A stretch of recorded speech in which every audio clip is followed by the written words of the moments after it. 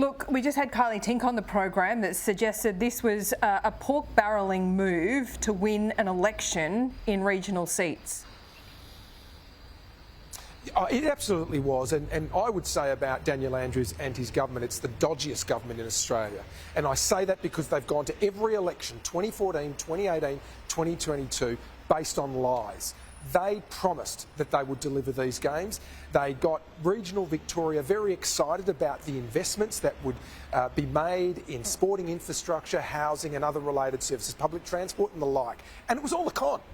And what we're seeing, Laura, is more than just the debacle around the Commonwealth Games under Daniel Andrews and Jacinta Allen. What we're really seeing now is that the Andrews project is, in fact, pretty much a fraud.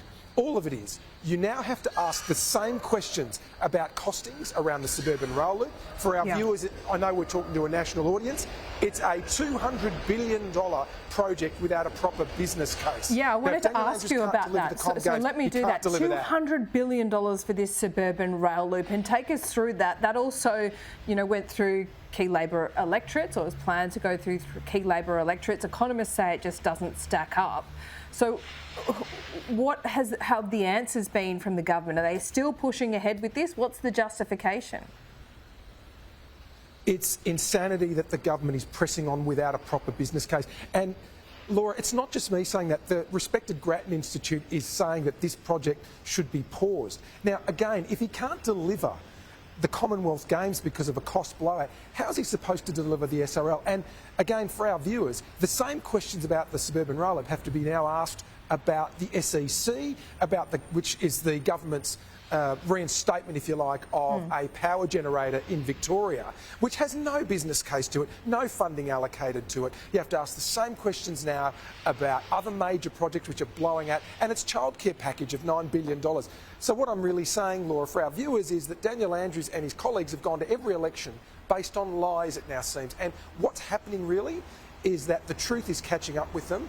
And the Andrews project, if I can call it that, is proving to be one big con on the Victorian people. If you were Premier, John, what would be an acceptable amount to spend on the Commonwealth Games? Because cynically, Daniel Andrews linked this spending to ripping money out of schools, hospitals and roads. That is a dangerous argument, because that argument means that you'd never spend any money on the arts or sport. But what do you think is a comfortable amount to spend on these games?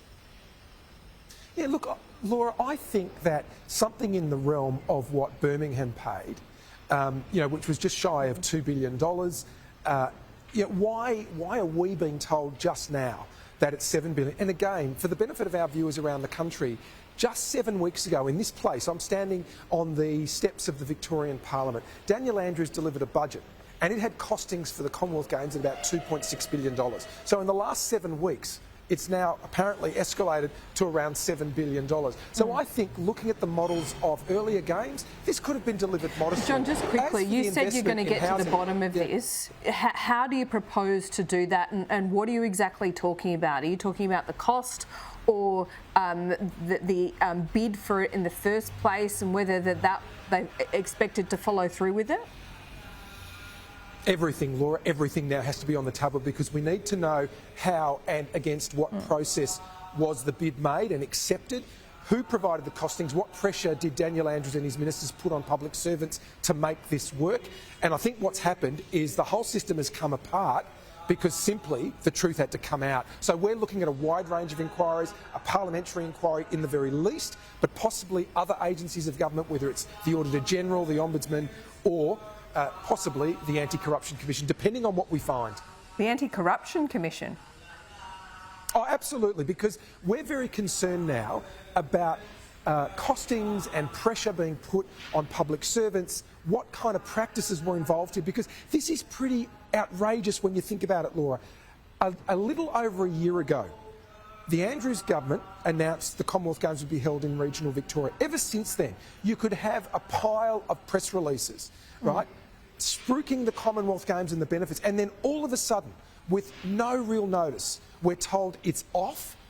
Something has gone very badly here in the state of Victoria, and I'm not saying that we know precisely what it is, but we're joining the dots now, And this doesn't make sense. And there have been some kind of cover-up somewhere along the line, because you can't go from a budget that has the games costed at around $2.6 billion and then be told 7 weeks later that no, it's $7 billion. We're just smelling a rat here. Well, I hope you do get to the bottom of it. Certainly spark conversation, let's say, if nothing else. Thanks so much for your time. Appreciate it. Thanks, Laura.